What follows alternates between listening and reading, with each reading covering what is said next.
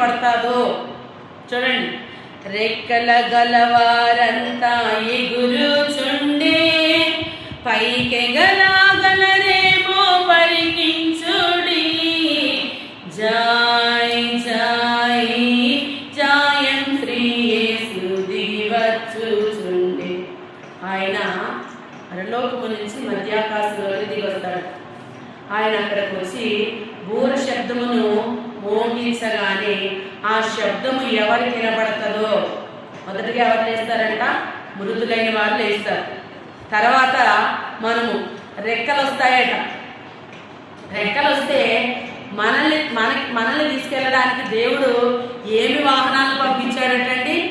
మేఘముల మీద మేఘాలను పంపించాడట. ఇప్పుడు మనము ఫ్లైట్లో వెళ్ళినప్పుడు అరే మేఘ మీదిగో అనుకుంటాం. అప్పుడు మనం మేఘం మీదే వెళ్తాం. దేవునికి మహిమ కలుగును గాక. ఏ పాటలో ఉంటుందండి?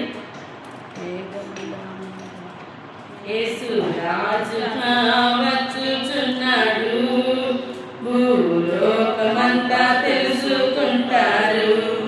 యేసు రాజుగా వచ్చుచున్నాడు, భూలోకమంతా తెలుసుకుంటారు. రవి కోటి తేజుడు, రమ్యమైన దేవుడు. రవి కోటి తేజుడు, రమ్యమైన దేవుడు.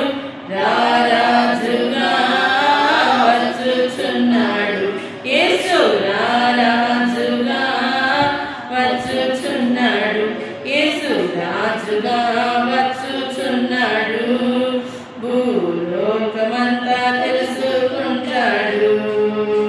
మేఘాల మీద యేసు వచ్చుచున్నాడు, మేఘాల మీద యేసు వచ్చుచున్నాడు. పరిశుద్ధులందరినీ తీసుకుపోతాడు, పరిశుద్ధులందరినీ